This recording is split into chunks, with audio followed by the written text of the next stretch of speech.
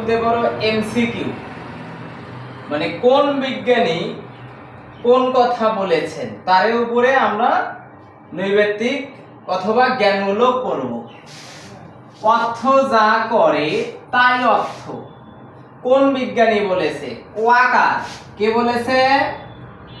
ওয়াকার, অধ্যাপক ওয়াকার।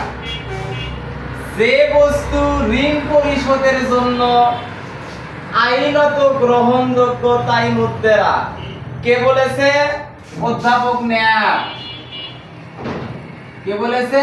বিজ্ঞানী ন্যাপ। যা মূল্যের পরিমাপক ও সঞ্চয়ের বাহক তাই মুদ্রা। কে বলেছে? ক্রাউথার। কে বলেছে? ক্রাউথার, মানে বিজ্ঞানী ক্রাউথার। দ্রব্যমূল্য পরিশোধে যা গ্রহণযোগ্য তাই মুদ্রা। কে বলেছে? বিজ্ঞানী রবার্টসন। রবার্টসন।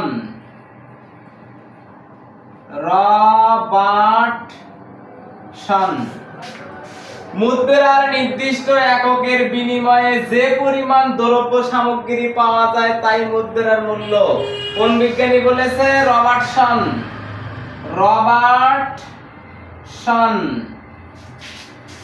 মুদ্রার ক্রয় ক্ষমতা এবং দাম স্তরের মধ্যে বিপরীতমুখী সম্পর্ক। কে বলেছে?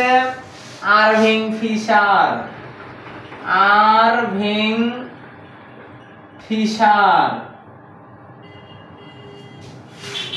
মুদ্রা যা ক্রয় করে তাই মুদ্রার মূল্য, অর্থাৎ মুদ্রা যা ক্রয় করে তাই মুদ্রার মূল্য। কে বলেছেন?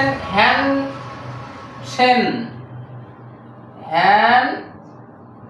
মানে বিজ্ঞানী হ্যানসেন।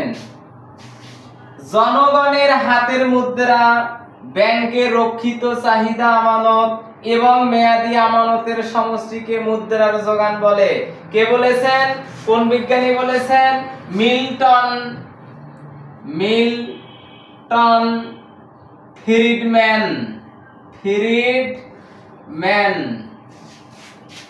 কেন্দ্রীয় ব্যাংক হলো ঋণদানের শেষ আশ্রয়স্থল।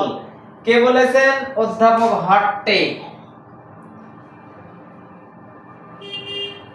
হট্টে বলেছেন।